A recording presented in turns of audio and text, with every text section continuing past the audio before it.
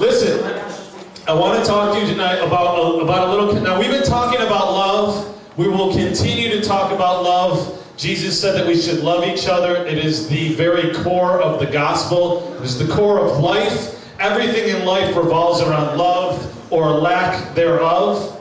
That's why we are continuing to talk about it. But I want to talk to you about being a traitor. Hey, ready! Oh! Okay, shut this light off.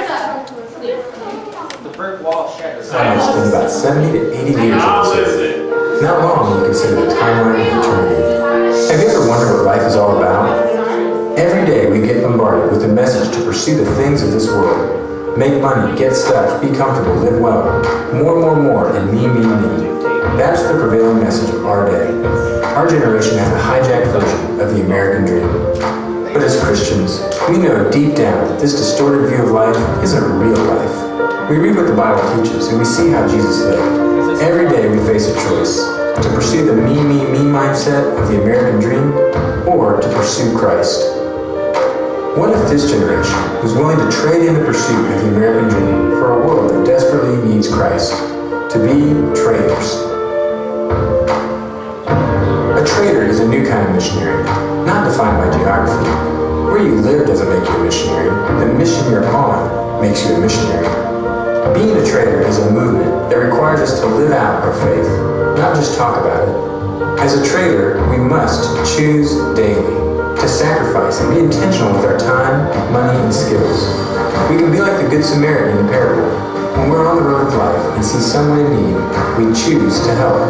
We follow Jesus' instructions to go and do likewise.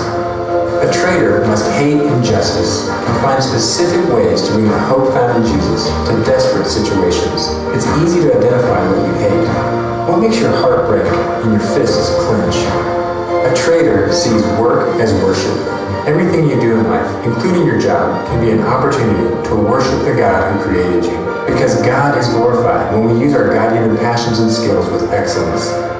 And finally, a traitor must act swiftly, because the time is right now. The result of all this would be a generation of traitors who are making choices with their time, money, and passions that are kingdom-focused and not self-focused, so that our short time here can have an eternal impact.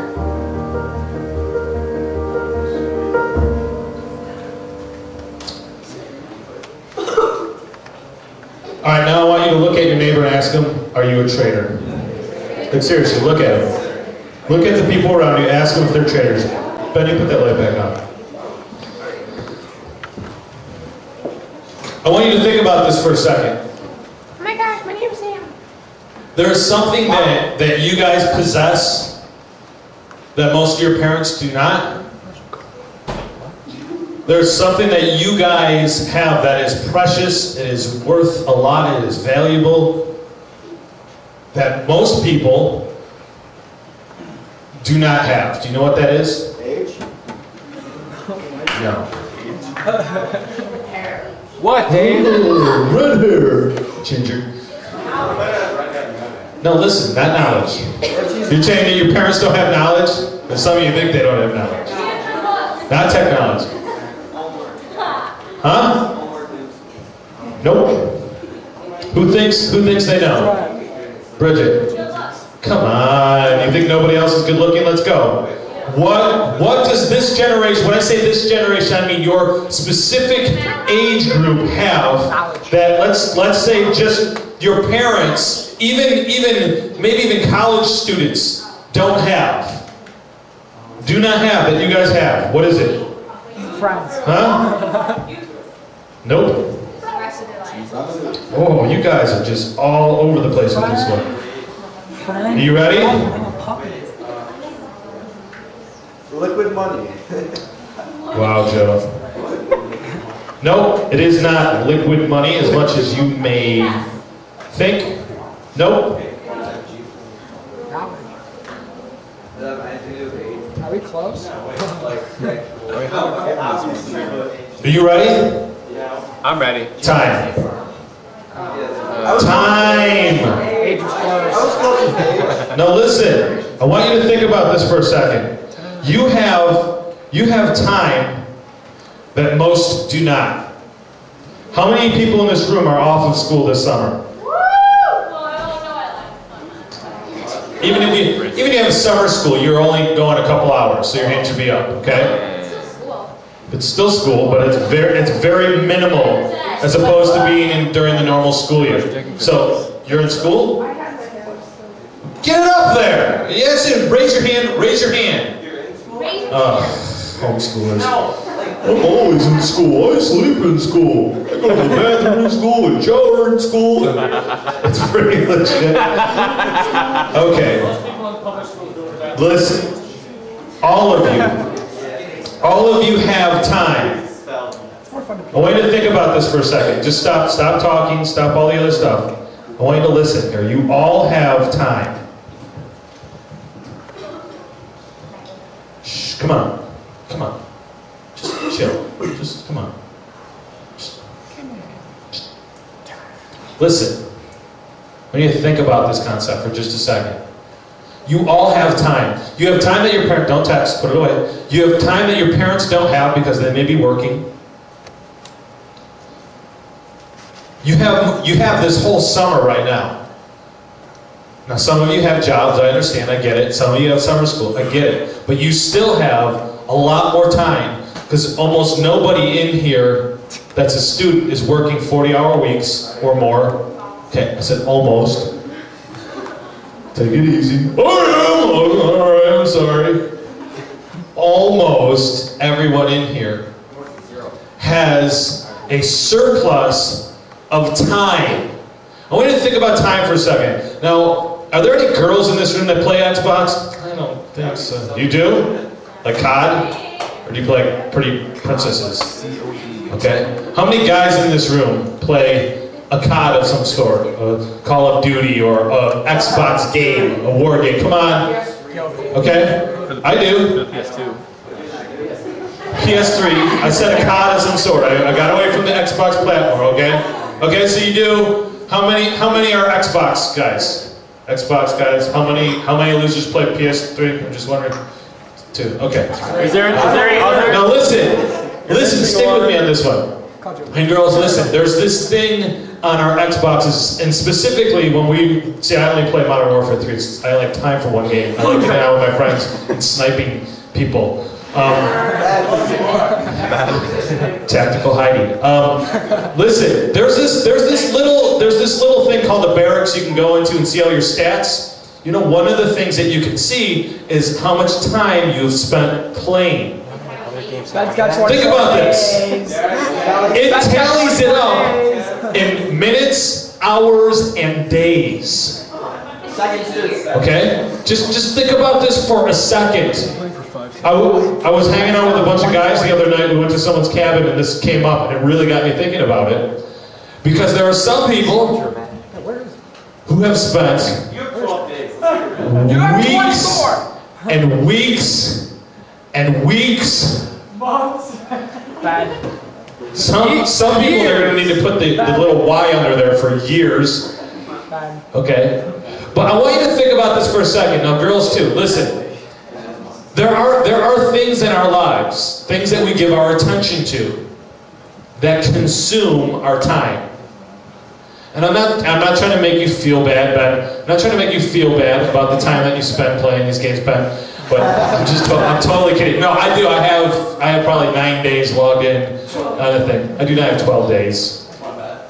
Let's ask your wife. Did you go in and you went? That's creepy. Sucker. 12. Anyways, listen. No, I do. I'm not denying it. I do. Usually when I play for a couple hours at a time. Okay? That's just how it works.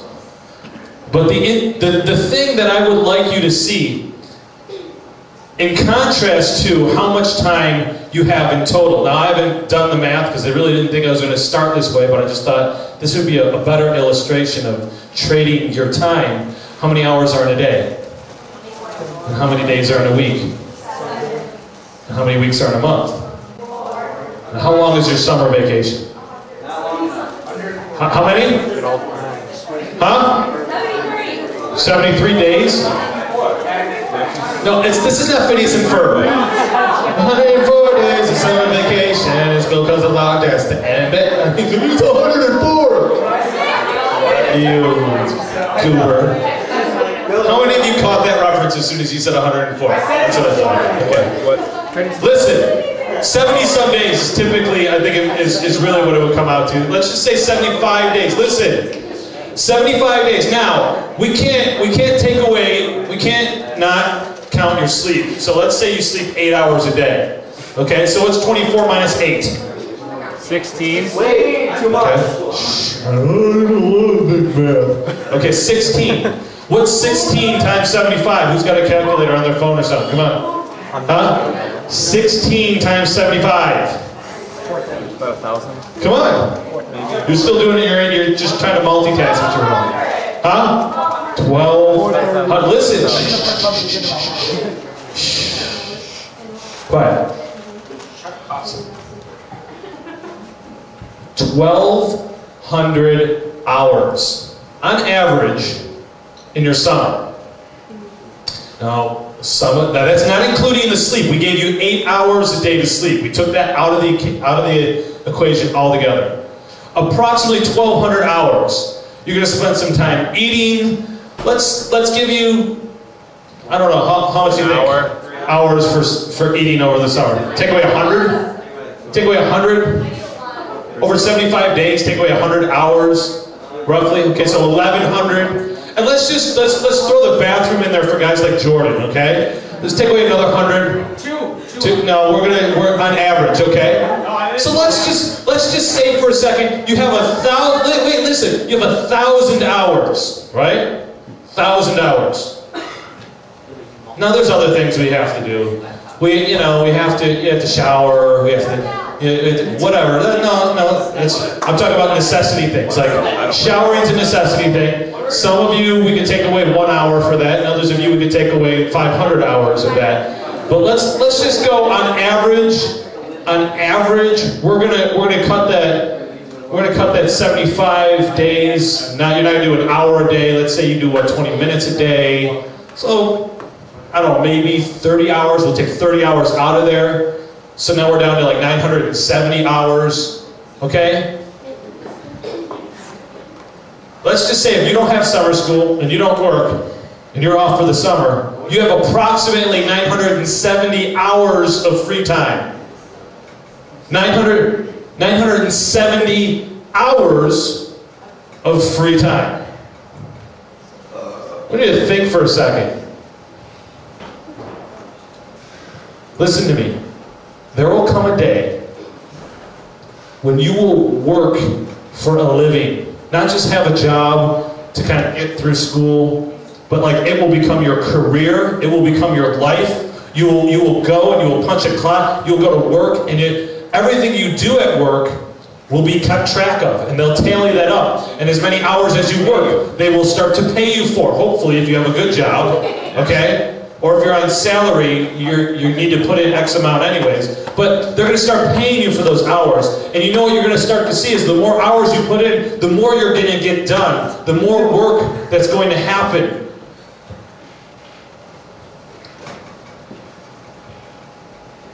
$970 hours is a lot of time. It's a whole lot of time. But let's just say you have a lot of other family things that you have to do that you can't get out of, and maybe you do have some summer school stuff. Let's just say you have 500 hours, okay? Just right off the top, 470 hours gone. You're left with 500 hours. I want to ask you this concept of, are you a trader? Are you willing to trade some of that time to do something that will last for eternity?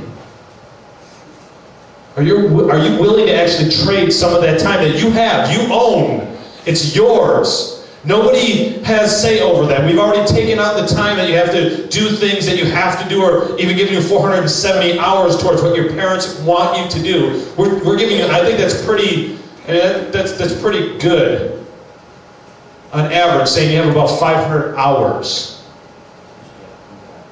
Many of you have a lot more than that. Some of you may have less than that.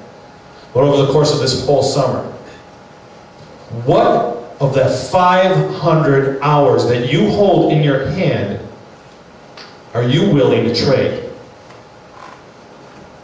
If you have your Bibles, go to Ephesians 3. There was a guy, his name was Saul. Saul used to kill Christians. Saul was paid to go and get people who believed in Jesus, who were starting this new revolution of a religion, that he was paid and commissioned to go and or kill Christians or bring them back as prisoners. That's who Saul was, okay? He was a murderer. There are times recorded in our Bible where it says where they took someone, they stoned him, and Paul was sitting there watching the whole thing, giving his approval to it, giving his blessing to it. He was in charge of it happening. This is who this man Paul was. And something happened to Paul dramatically in his life. Well, he was Saul. He became Paul because he met Jesus. Now, I know almost everybody in this room, and I know that most of you have a good concept of who Jesus is. Not was, is. Who Jesus is. And see, when Saul met Jesus on the road to Damascus, his life changed. He went from being Saul to being called Paul. I mean, he was completely reborn into a different person. The things that he was doing, he stopped doing. In a vision, a bright light appeared, and Jesus appeared to him, and he said, "Why are you persecuting me?" And he said, "Lord, who are you?" He said, "I'm Jesus of Nazareth, whom you are persecuting."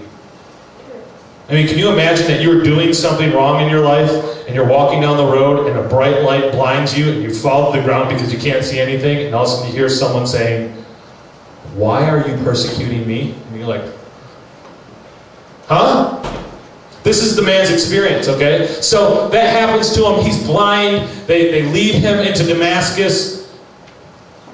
And as he starts to pray, God reveals to him that a man's going to come and lay his hands on him and he'll receive his sight, and his whole life is going to be different. And that is exactly what happens. A man comes and says, "I'm looking for Saul," and he's really scared because he knows this guy has the power to kill him, but he's going to be obedient to God anyways. He puts his hand on him. Saul receives his sight. He changes his name to Paul. He gets baptized. He starts immediately going to the synagogues and starting to teach, telling people about what happened. See, his whole life was changed. And Paul became a traitor. He became a traitor. I want you to look at Ephesians 3 with me. And really, I just need to get to the first point. There's 5 things that Paul traded. 5 things that I think we need to see and we need to take a good look at. There's just one I want to look at tonight. Ephesians 3:1 says, "For this reason I, Paul, the prisoner of Christ Jesus, for the sake of you Gentiles." And just think about that for a second. He's starting off by addressing them, saying that I am a prisoner of Jesus Christ for you. He's describing his life as somebody who no longer has a will of their own, as a prisoner. But not as in a bad way, not as in I'm stuck in this prison cell and they're rotting to death. As somebody who, he's basically saying, I, Paul, no longer have a will of my own. I belong to Jesus Christ, and it's because of you. It's for you. Paul traded for Christ. He traded for Christ. He willingly traded his time, his money, his reputation, his life for Christ. He didn't just say, yeah, I'll trade 500 hours, or I'll tithe on that 500 hours and give you 50 hours, or I'll give you 1 hour a week on Wednesday nights, or 2 hours a week on Wednesday nights. Paul traded everything to consider himself. This is him in his own words.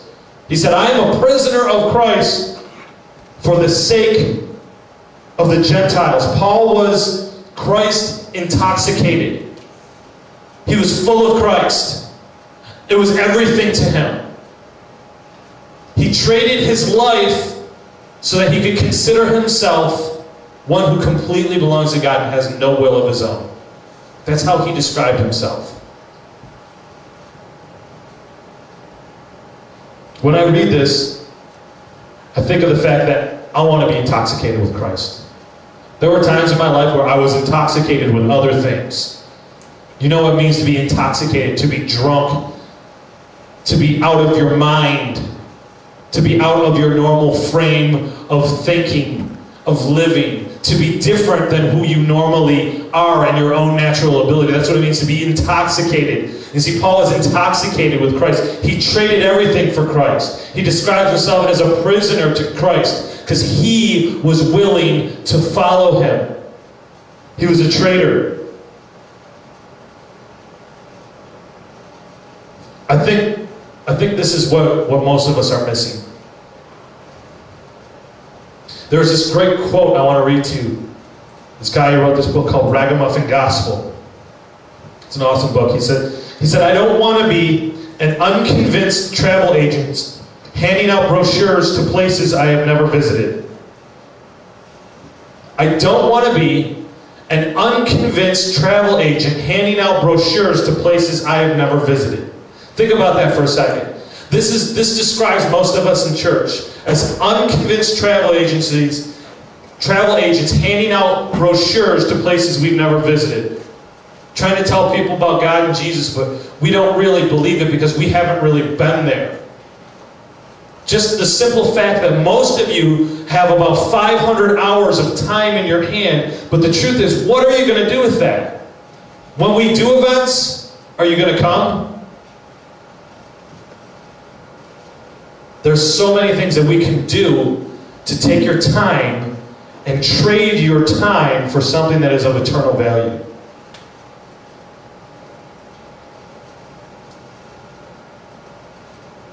But are you willing to do it? In August, there's going to be a huge event. We're going to take 1 week in August, and we're going to go down to the city every single day, and we're going to work on homes of people that we've never met. And we're not going to ask them to give anything to us. We're going to paint their houses. We're going to build porches. They're going to be putting roofs on. They're going to be siding homes. They're going to be doing landscaping. They're going to be cleaning up. They're going to be doing VBS for children. We're going to be working alongside of 2 churches. We have about 30 homes slated to work on. We're looking at possibly having up to 3,000 teenagers over the course of that week come out and help out with this project. It's the biggest service project the city of Buffalo has ever seen. When we went to the mayor of the city of Buffalo, he said, anything you need. He said, we're going to need dumpsters. He said, we'll bring the dumpsters in free of charge. So we're going to need the streets clean. He said, at the end of the week, we will clean the streets for free. We're probably going to need security. We're going to have a lot of teenagers. We will put extra police officers on that street for you. We're actually probably going to need porta potties. Done. Do you want porta potties? Done. The city said, you're going to do, when we showed them what we were going to do, they said, anything you need, we'll do it and we'll pay for it. You know what we need? We need traders. We need people who aren't going to look at the time they have and say, nah, this is mine. We need people who are going to go, I'll give this to you.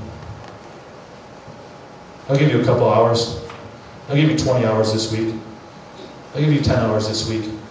I can give you 5 hours. You need help with something? I'll give you an hour.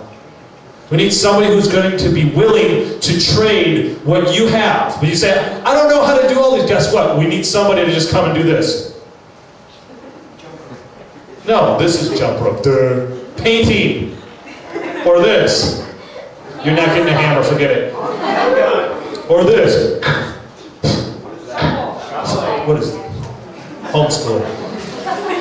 We need people who are willing to trade.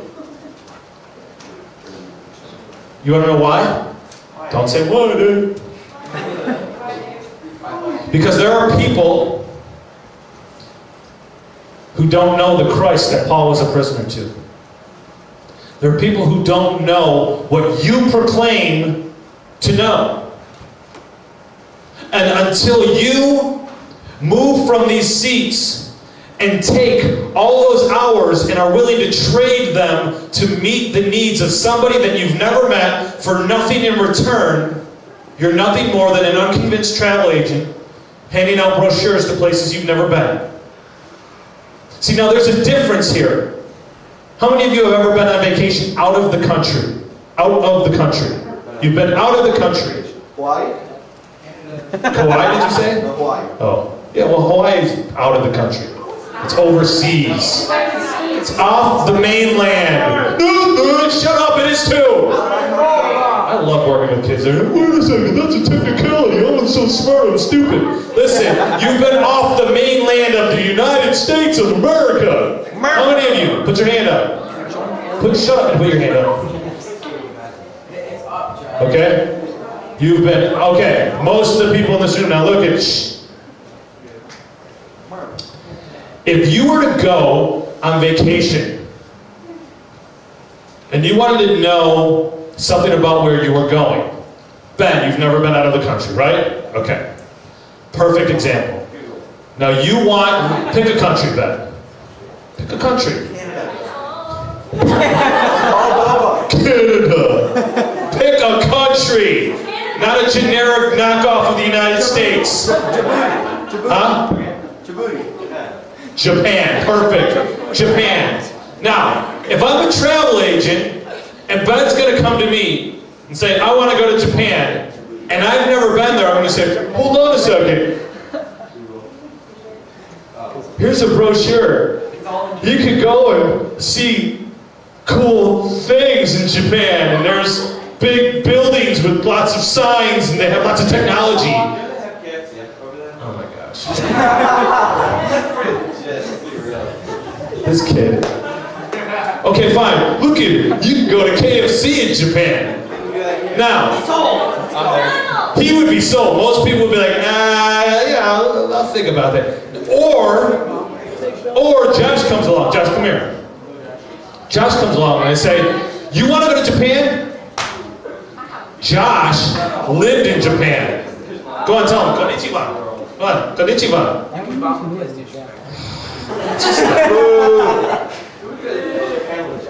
All right, stop. Listen. Here's the difference.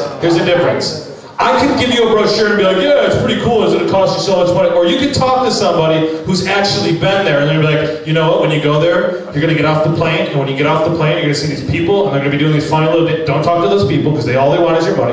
And so you're going to go past them. And when you get out of the airport, there's going to be all these cabs, big cabs and little cabs. Don't go in the little cabs. They smell really bad, and they charge way too much. Get into one of the big cabs. When you get into the big cab, and you go downtown Tokyo, make sure you stay off of this highway. And when you get to your hotel, and you go to make sure you ask them for one with a bathroom, because some of them don't have bathrooms, and even though the brochure says they have them, they don't have them. Okay, you see what I'm saying? Somebody who's been there is going to be able to tell you all about it. And they're going to be able to tell you things that you need to know. Things that are important to you, not just like, look at all the beautiful signs. I mean, they're going to be able to tell you, yeah, you don't want to go to those signs, because if you stand there, that's like where everyone gets shot. So that's not a good neighborhood. And he would know this because he's been there.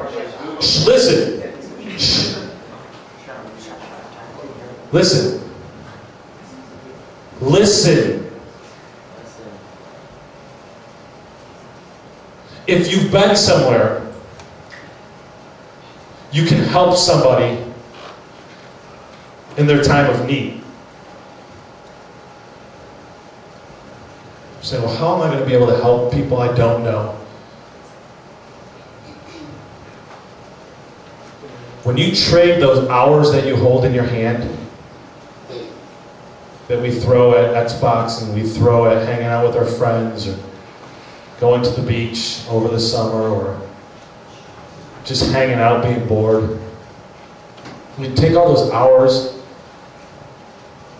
we take some of those, we open up our Bibles, and we read. We take some of those hours, and we fragment them into 5 minutes here, 10 minutes there, or a half hour here, and we pray, and we get by ourselves, and we just say, God, I need you. God, here's what I'm going through. Will you help me? And you just spend some time talking to God.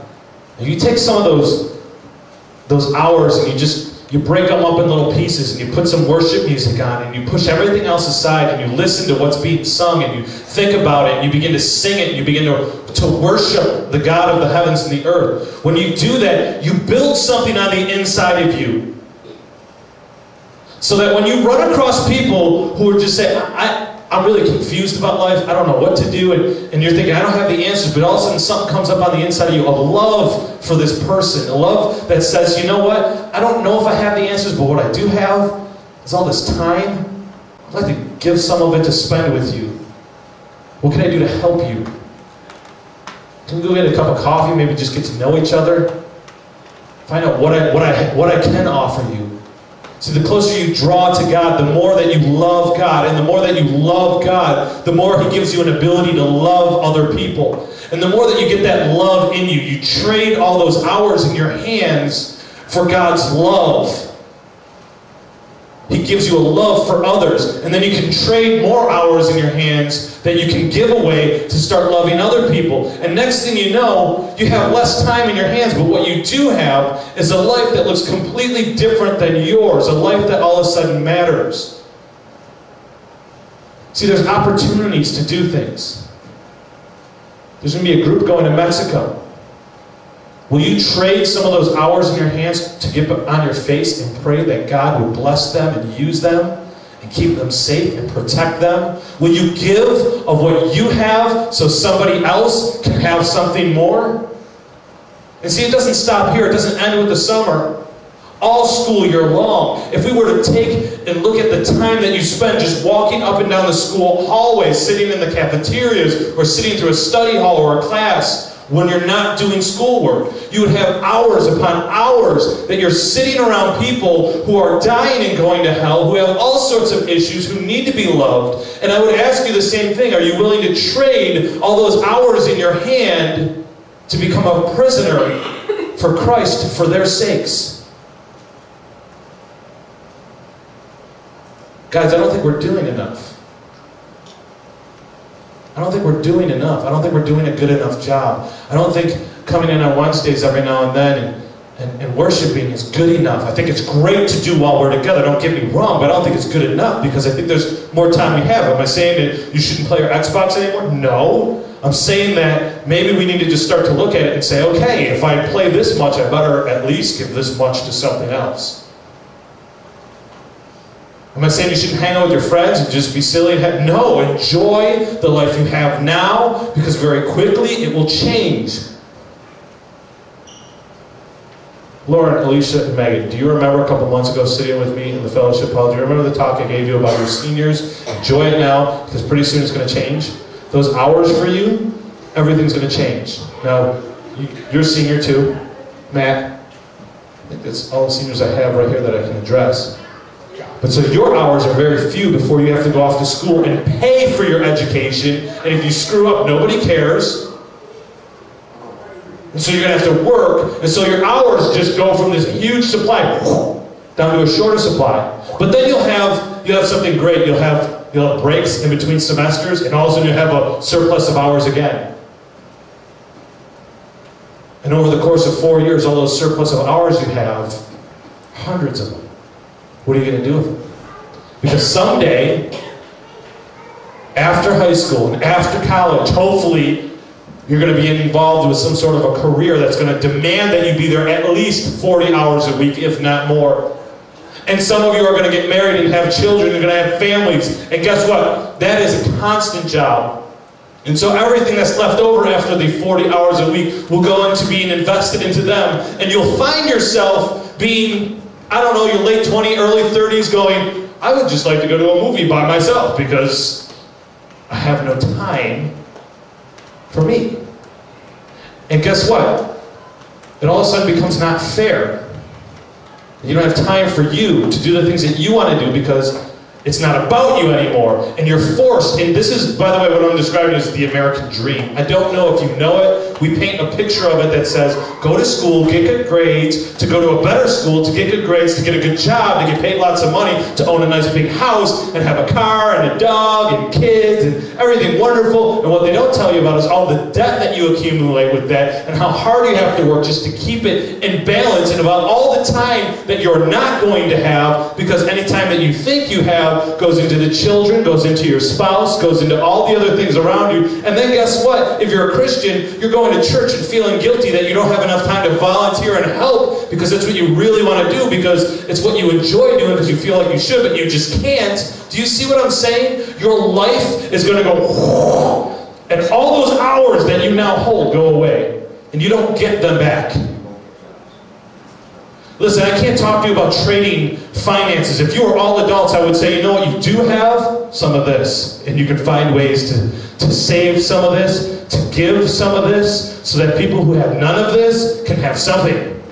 Because one of the biggest problems with the church in Western society is we have so many resources, and there are people in other countries who have vision, who have passion, and who are willing to do whatever it takes to preach the gospel, but they don't have buildings, and they don't have cars, and they don't have Bibles, and they barely have enough clothes or food. But we have all of this, and all we need to do is just take what we have and get it to them. You see, we have all these different surpluses, and what I really want to know is, are you ever going to be willing to be a trader? Are you ever going to be willing to start to look at your life different than what it is? This isn't a come to the cross, kind of cry at the altar tonight because you feel bad over the stuff you've done or what you should do, and I just want to feel good. This is just a real quick reality check from God's Word. Paul made one statement that changed his view on everything. I'm a prisoner of Christ for you guys.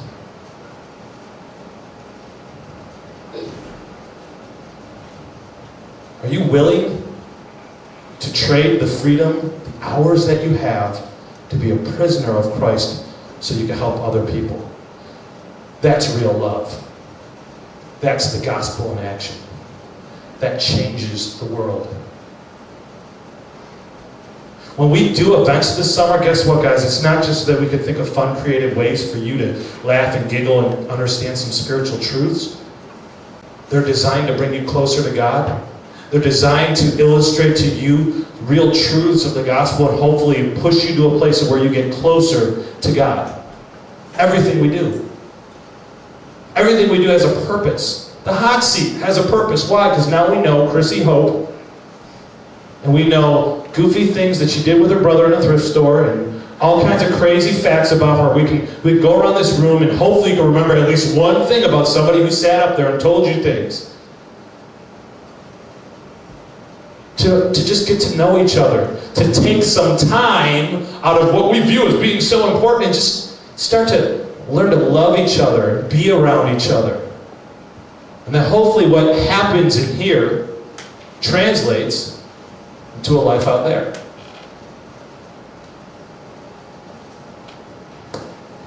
Guys, are you willing to trade what you have in your hands? That's the question. That's the question. We're going to get into a time of worship right now, but I want to, before we do that, I just want to say this one thing. See, Paul was a man who was intoxicated with Christ. He gave himself over to it fully, 100%. I'm wondering how many of you are willing to not just be a trader, but really willing to start to live this. See, I understand a lot of people are on vacation and this and that. See, sometimes people come in the room and go, why isn't no one here? And you get all upset. I see this every year. Summer attendance goes down. September attendance will come right back up. Different faces will come in. There's one thing that I want in my life as a consistent, as a constant. I want to be obnoxious for Jesus. I want to be intoxicated with Christ. I want to love people no matter what. Even if I don't feel like it. Even if I'm upset because I don't like the way things look or things in my life really aren't perfect right now, no matter what, when I'm around others, I want to be able to love on them. I want to be so full of Christ that it's so all over and on the inside of me that I just can't help when I'm around people and I listen to them talk and stuff, trying not to offer advice, trying to help them, trying to bless them, trying to, hey, let's spend some time together. Why? Because I want to be intoxicated with Christ. I want to walk with Him, not work for Him. I want to walk with Him. And as I walk with Him, I want to lead others to walk with Him. Every time I worship, I want to remember the first time I ever sang, because it was beautiful and it made me cry because there was freedom, because I didn't care what people thought about me. Every time we go anywhere and we're in the van, I want to pretend there's potholes in the road and swerve past them, make everyone laugh, have a good time. Why? Because we're able to have fun and be around each other, scare people in the back seat, calling their dads, this guy's crazy, get me out of the van. I love it. Why? Because we're able to be together and love each other, and because we share something. We share Christ. I want to do life with people because life gets messy and messed up and doesn't always look good. And people need help, and I want to trade what I have so they can have help. So tonight, as we go into a time of worship, I'm going to ask that this be on the forefront of your mind. Am I a trader? Am I willing to trade time? Or am I a hoarder? I just keep all my time to myself. How many of you have ever seen those shows with hoarders? You know, the crazy lady with 50 cats and has garbage piled up to the ceiling. She has a little path that she got to climb over stuff to get through. Oh, don't worry about that. That's just some newspapers, and they're from 1940, and I lost my teeth in an apple in a 42, and it's right there because I kept it. And this house is gross and disgusting, and they have to close it down, and it's nasty. But guess what? Spiritually, that's what some of our lives look like, because we have so many hours that we just keep logged up over here and piled over here. We just keep it to ourselves, and things in our life begin to rot. We wonder why we can't feel God and we can't sense God, and God just doesn't seem real all the time. It's because all that we have, we hold on to and we never give. And so it comes to a time of worship, we go, oh, I'll sing. And we're not even willing to take the time that we have when we're singing to sing with all of our heart, to trade all of our heart in that worship moment, but for 20 minutes. We're spiritually hoarding.